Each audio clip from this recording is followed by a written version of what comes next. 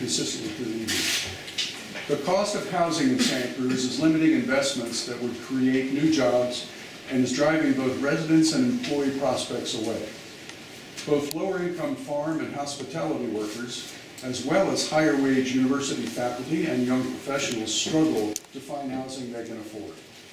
As a member of the county board, what would you do about this? Sure, and housing is, first of all, thank you all for being here. It's a beautiful night. You could be any number of places, but the fact that you chose to be here and engaging on these issues is why this community is so special. So thank you.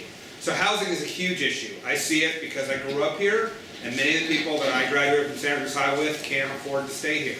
I also know because when I talk to the teachers, Santa Cruz High are firefighters, city workers, people who work in my family's business in Bookshop Santa Cruz, or the next phase of business I started. People are having a hard time figuring out how to stay here. There's a couple things we can do. These are big economic forces. The city, we passed zoning rules for small ownership units and small rental units. This is affordability by design. By giving developers an incentive to create smaller units, you can create, by reducing parking and some of the open space requirements, you can create affordability by design. We also move for more density along our corridors and in our downtown. This helps support not only the businesses in the area, supports the transit system so we don't have as many cars on the road, but also creates some affordability. That can also be modeled in the county. Finally, at the city, we also looked at accessory dwelling units, basically bringing into compliance or allowing people to rent out additional units on their property with fairly strict restrictions that prevent those from being abused and turning, basically just doubling and tripling up rental property. But each one of those targeted solutions can at least give us a chance to allow people who are trying to stay in this community to have a foothold in that community. Second thing you can do is to attract businesses and jobs. In doing so, that allows more people to afford to be able to stay in the community. So you can also increase the supply in terms of wages and benefits. That allows people to get a foothold. It's a difficult issue. We're fairly built out. We want to protect our farmland and our open space. I think as a community, as elected officials, we're committed to that. But by design, I think we can create some affordability. Bob? Somebody's going to work at a Jack in the Box, and they're not going to be able to afford a house on the hill. And they're going to live in Santa Cruz. And they need to be accommodated with some degree of dignity. We have Measure J, which has been around since the late 70s, which allocated a certain percentage of new developments to be set aside for affordable housing. That's one component. It's been relaxed somewhat in our time, but it's there and it can be revived and brought back in strength. I want to bring up this: the largest single pool of affordable housing in Santa Cruz County are mobile homes, which are not really mobile. They're site set, they're fixed. About 5,000 people live in mobile homes in Santa Cruz County. Single biggest pool of affordable housing that we have. Also want to bring up the fact that, in my opinion, the last route to go, the very last route, is eminent domaining private property. We have quite a bit of a pool of public property in the county that I think it's time that we had the leadership that we looked at that public property and set aside some of it for affordable housing. I've raised before the possibility, and I know this is in the city of Santa Cruz, of a portion of the Pogonut being set aside for affordable housing. The fact of the matter is that not everybody, in fact probably most people, are not going to be able to afford to buy in here, especially with the escalating cost of property, because the fact is that people coming from over the hill are buying in here because they want to raise their kids in a community like Santa Cruz, or a county like Santa Cruz. It's a wonderful thing. Affordable housing is an issue that's here to stay. I want to mention my website real briefly. I have a website that's packed with content. My competitor's website is Platitudes and Puff. Look at my website. I have a page on affordable housing. I have page after page of content, leadership positions on issues to get the ball rolling. Affordable housing is an issue that's here to stay. A lot has been done in the past. A lot more needs to be done. I think part of it is we need to respect the fact that, as I said before, someone is going to work at a place like Jack in the Box or work in the fields, and they need to be treated with some dignity. And we need to realize that we can't ship them in from distances away. We have to figure out how to do this with some degree of accommodating private property owner rights and the rights that we wish to give people that can't afford to live here, that can afford less to live or can't afford to buy property, the right to live with some kind of dignity. I use the example of Jack in the Box once again, and thinking along that line. Somebody's going to work in a Jack in the Box. We're going to have these service industries. We're going to have people doing maid work, no matter how much tech we bring into Santa Cruz. All right. Affordable housing is an issue that's here to stay. I'd love to be a leader on this issue and go forward with progress. Thank you. Thank you, Don. Terry? Well, in the Pomerol Valley, and particularly in Watsonville, we have probably the most low-income housing in the county. We, years ago, met our housing element requirement at a time when Santa Cruz County ignored it until the state and the federal government started to withhold funds from them to do their fair share.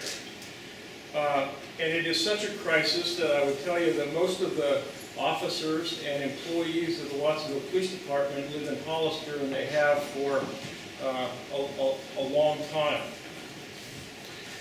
So one of the things that we can do in Watsonville, rather than continue to build high-density, low-income, is to try to relax some restrictions so that people that own homes on large lots, which there's a lot of in Watsonville, can either upgrade their property to accommodate another unit or allow them to build another unit.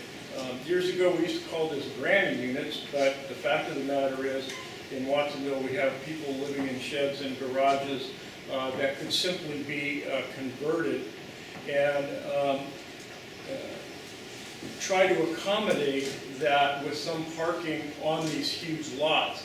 One of the problems that we've had in creating such housing is we have reduced the amount of parking that can be in neighborhoods that are so jammed together that we can't sweep the streets, we can't pick up the garbage, and there's not enough room for people to move their cars to the other side of the street. So removing some of those restrictions to allow private property owners or people to develop if they wish can bring in a number of extra units.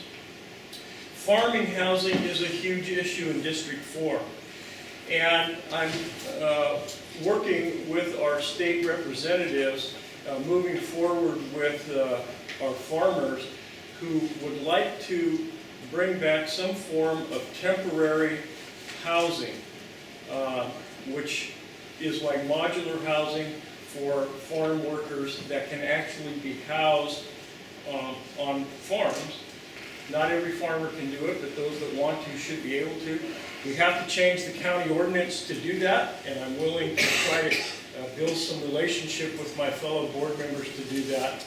And again, then let me say that we should look at some mixed-use housing that we don't do very well in the South County right now. Thank you. Thank you, Terry. Dana? Okay, housing is something I deal with every day. I'm a real estate broker. I've been a broker for 27 years now. And it's interesting to watch how the ebb and flow of this has happened because we're going through a time, we went through a time, or I've gone through a number of times now where I've watched values rise and I've watched values drop, and rise and drop. One of the things that's always been interesting to me is we can talk all day about affordable housing, but a lot of it has to do with the people who are buying the houses and what they expect. When you talk about a police officer who can't afford to buy a house or a university professor who can't afford to buy a house, a lot of times it has to do with how committed they are to making it happen. I can remember doing open houses and having a university professor walk in and say, you know, there's no way I could ever afford this home on the pay I get, and which is maybe absolutely true. But I also have sold a number of homes to school custodians in the Pomerol Valley District because they made a commitment that that was something that was in their goals, something they felt responsible for. And achieving that dream was important to them.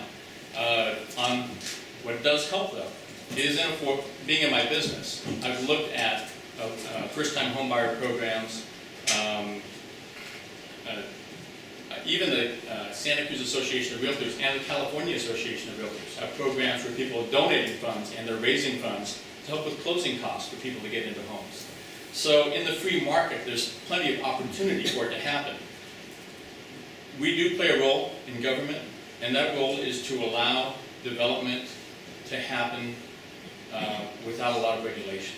I've been involved in the creation of subdivisions, in the sale of subdivisions, in the development of subdivisions.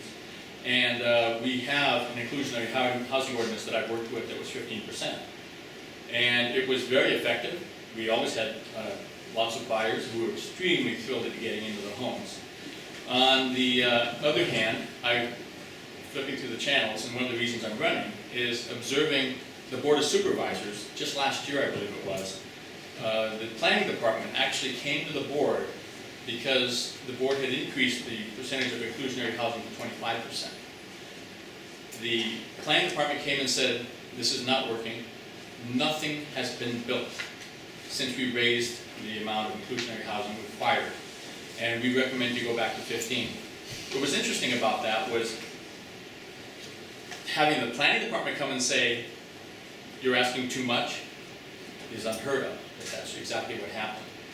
What was disappointing to me was seeing one supervisor actually sit at that table and say, I think it should go to 35%. Luckily, there were other supervisors who were willing to say, you know, I'd rather have 15% of something than 35% of nothing. So it's important that we work with the people who are getting the jobs done and the people who are building the homes to make this happen. Thank you, Dana.